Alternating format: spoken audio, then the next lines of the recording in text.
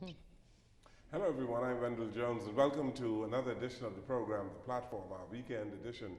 And we are delighted to be here today again with our wonderful guests on the program today. And from time to time, Bianca Nygard brings me very good guests. And today on our program, she has a wonderful young lady, Nicole Farqueson, who is doing some wonderful things around the world. She is a musician and she is involved in a number of activities that I think you would find very interesting. Bianca, it's good to see you. It's so nice to be here. Thank you. And welcome, Nicole. Thank you. It's a pleasure. Thank you for having me. You have been doing some things, you said, around the world. But tell us, what is your profession? My profession really is a manager of bands. and Manager of musician, bands? Yeah. Okay. And like I said, writer. I Mhm. also write a whole lot. Okay. So I'm working on 2 books right now. Hopefully get those published very soon. And where have you been working in the United States? Mostly in Atlanta and New York, but I also have bands in Switzerland, Iceland, like I said, a little bit of everywhere. Is that right? Yep. Okay. So how long have you been doing this? About 7 years now. Hmm. 7 years going strong. And tell us some of the bands, the name of some of the I don't bands. think you would know them all. But Okay. All right. I Woke Up Early for My Funeral is one of them. That's one of my biggest ones. Mhm. To the Gallows is another one. There is Incubus that I'm just now starting to work with. And hopefully soon I'll be working with Common. Everyone knows Common. He's a rapper. Mhm. Very popular, so hopefully. So you've been very busy. Yep. And how long have you been doing this? 7 years. 7 years. Have you managed any in the Bahamas?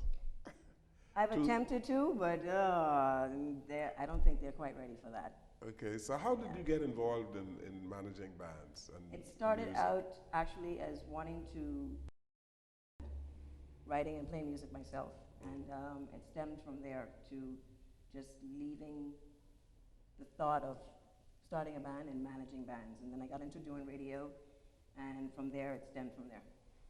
So And- bands would contact me and send me music, and then I would tell them, hey, I think you would do pretty good here or play there, so it started out like that. And you are a musician yourself, Yes, you said. I am. What instruments do you play? I play the drum and the cello. And you, Drums, sorry. the drum and the cello. Cello, yep. And you've been doing this for many years as well? I've been playing the drums for over 20 years and the cello for about 15. 20 years. Yeah. You, I've got Benjamin Button syndrome. Benjamin what? Benjamin Button syndrome. Oh, tell us I'm what is- aging backward. And this is the first time I've heard about that kind of syndrome.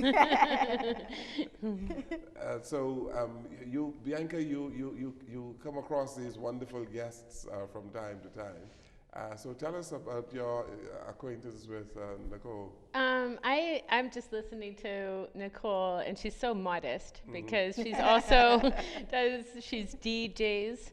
Her writing is so inspirational that she's a part of this WhatsApp group of Insight Stage that I'm in also. And the fabulous writing from her, I always snapshot it, and I just review it. You know, she's taught me so much. She's actually the most incredible writer I've come across. And I was telling her, I was like, please write a coffee table book or a little pocket inspirational book or something. Can I make a calendar? You know, it's her writing is completely incredible. She's also, I mean, when she's broadcasted, everybody is going to know who she is. Your people that came in here, they dropped down to the floor when they saw her already. That happened before you arrived in here. And because she's such a great inspirational spirit to everybody. And she DJs, she's a popular DJ on the island. She does it, and she creates new environments. There's a yoga studio, and Studio Ohana. Studio what? Ohana. Oh, okay. She actually is so good at yoga and stands. What is that pose of going upside down and on your shoulders and stuff like that, and in the splits, and does everything. So I just can't wait for you to speak a little bit more with Nicole, because she's she's so much on this island. When I She's so saw much. you, obviously you were challenged in your walk, eh? Depends on what you mean by challenge. Well, I don't you look have at it that you have way. a cane. That's just as of late, actually. Okay, I intend to kick that habit in about 3 months. okay, So it would be good. okay. So why do you walk with a cane now? A little bit of pressure on the back area. Hmm. Like I said, 3 months. On top Okay. of it. And you are into yoga, you said, I am indeed. and you've been doing this for a little while, I suppose. I've always been athletic, so yoga just for me came very natural. Mhm. So any of the poses, like I said, everything just flowed for me. You seem to be very strong. When I shook your hand or coming into the door, you had a very strong handshake. So you are into exercising, I'm sure. Very much so. Very much so. And I don't believe that there's anything that we cannot accomplish or do. So I like to challenge myself. I don't see anything as a challenge, really. You lead a very interesting life, from yoga and music and writing, and so you're very busy. I'd like to believe that. I keep myself busy, but I also know when to separate. You have to have that alone time, I think. So how do you find time for? You travel a lot, obviously. Yeah, I do. Mm-hmm. I do. I'm gone pretty much 6 to 8 months out of the year, really. So this is the longest stint. I've been home for a while, and I'm enjoying it for right now. for right now, and so you get going again, and your connection that you make with these bands internationally, how have you gotten around? In terms of what? No, you. Oh, the name? Yes. Like I said, once I started in radio, that's how it picked up. Everyone would send me music and want me to take a look at it and tell me what they thought or wanted me to play it.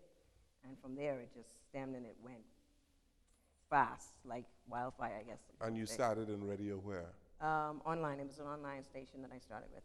Okay. And then from there, I just left it and started managing. One thing that I always think about with Nicole is that I could complain to her or something like that, you know? Mm-hmm. And she told me, Bianca, don't say that these things are happening to you. Think of it as if they're happening for you. And what can you learn from that, you know? And so with Nicole, it's like she twists things, shifts things in your mind, so you can always look at the positive in it and see how is it happening for me instead of to me. You know what I mean? Mm-hmm. So before I was thinking like, oh, poor me, this happened, whatever, you know, and she switches it. And once I started doing that and listening to her, it changes everything. Then I could just be, and she also is big on meditation. And so I could just be and sit there and meditate on it and regroup and think positively about it and love it. Actually, love that it happened to me. I mean, happened for me, so that I could learn from it. You know, it's all about growing. And you know, in this group, in the Insight Stage community, some people could be in their stuff, and you know, and it's nice to vent sometimes. And I noticed about Nicole that she just has people sit there and kind of try to enjoy their pain, enjoy being in their pain, and then get out of their pain. And those kinds of things are really nice that she's contributed to me of how to really look at life in a different way and live your life in a different way, you know? Yeah, this is interesting, and I want to know more about it, especially this thing about meditation and your yoga. And I want you to tell the audience about it, how you got involved in it, and what it means to you, and why you encourage other people to get involved. Meditation for me came about, I'd have to say maybe 10 years ago, because that was at a time when I guess we all go through our dark periods. But for me, it was needing something more and wanting to figure myself out.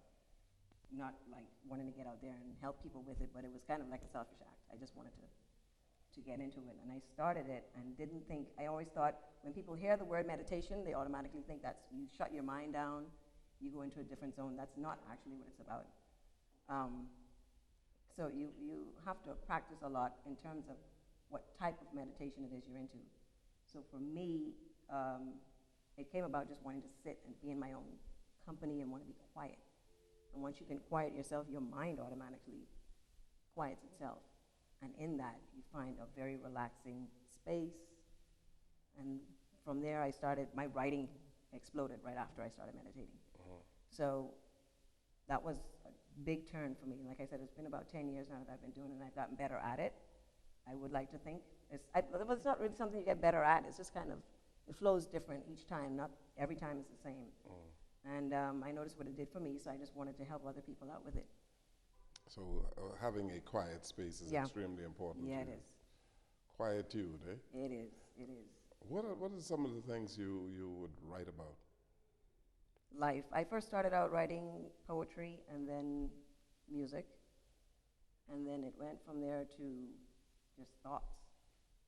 Thoughts about everyday life, thoughts about how we could work on something here or something there. And then it stemmed from there into me making quotations that I would post on Facebook from time to time. And then Bianca suggested that I write a book. She was like, why don't you just work on a coffee table? I was like, oh, that's a good idea. So I started working on that, and then a book that I'm writing on my life, actually, my journey. Your journey. Yeah. And your readers are people who've seen your Facebook page. They find it fascinating. Yeah. Okay. Between that, friends, traveling, it's been a good life. I can't complain. If I did, I'd be a fool. When you say you write music, you're talking about actually writing the music, the notes? I can compose notes as well as write lyrics. Okay, so you're doing lyrics as well as notes. And that's where it started. Okay, and you're writing contemporary music, I'm sure. My preference in music and writing actually is classical music. Classical music? Yeah, but for lyric purposes, I tend to write toward more rock, alternative, trip-hop music kind of style. But there isn't anything that I don't think that I can't write to. If you're writing some classical stuff, you are really... I love classical music. Is that right? Yeah. You never tell by looking at me. But Yes.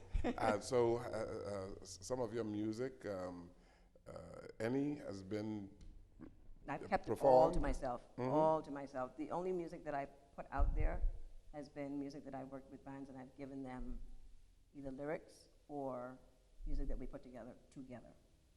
So you are a composer? Yeah. That of is sorts. Of sorts. All right. So you're composing music, you're managing bands, you're writing. You are a Renaissance person? That's a big word. I mean, I don't like titles. I guess if you wanted to put it that way, if it's cool for you, it's cool for me. Nicole's also a big role. Are you a founder also of Insight Stage? Michael is. Michael is the founder, and then Nicole's right there, along with him, organizing. He asked me to join. I'm like, okay, let's do it. To join the Insight. Let's tell our public about Insight Stage and what it's all about and what you are achieving from that. Well, Michael Fountain, the founder of it, came up with the concept, which came to him, I think, about a year ago, when he noticed that the only 3 people that ever holds a mic anywhere would be a politician, a pastor, or a DJ. Presidents excluded. But he came up with the idea of providing a platform where, I guess, the average Joe can speak about their purpose, their passions, whatever it is that they're passionate about. And he started having these events from here to there. And the audience just grew because it's inspiring and it's very motivational. So now the crowds have gotten bigger. The response on Insight Stage itself has gotten really big. We started a WhatsApp group. We've lost track of how many people are actually in there. And started the Facebook page, which is really good. So from month to month, we have these events. We get speakers in. They talk. I've spoken. Hopefully, we can get Bianca on there. But yeah, it's really good. It's really good. I really enjoy being a part of it. Is this something, a venue for people to vent? It is, no, it's not really. it's a positive, motivational environment. It's creative. People can vent a little bit on the WhatsApp group, but it's redirected into a positive form. It's like people that are helping each other to be at their most positive, best self. That's what I'm getting from it, really. It's inspirational. You reflect on things and you see how you can take actions to change certain things in your life or see what works for other people, and you can see it working in their life. So you normally would want to emulate what you see working in somebody else's life, right? But the thing about the Insight stage is that it's amazing to me because it's free. They've started a free group of positive, motivational, artistic, wonderful people that are helping each other and motivating each other, and they're not even asking for any money for this or anything. It's just out of the goodwill and the passion in them. But then, as a result, what happens is you get all people from different walks of life, and it becomes a support system, so you end up helping somebody financially, you know what I mean? In a way, because you want to, not because you're forced to, but people have like speaking seminars that you're invited to, and it's their platform to get themselves out there, and then have other people be invited to attend their speaking event, or somebody selling their shoes that they made, which are wonderful shoes out of straw or out of money, you know, and very bohemian things. And so, you know, they put it out there. It's like a raffle. They put it out there and everybody wants it. So it's like a place where people, you don't have to sell anything or have anything. You could just go enjoy, or you could have something that you want to promote and it will help you. It's just an incredible thing. So each month is something completely different.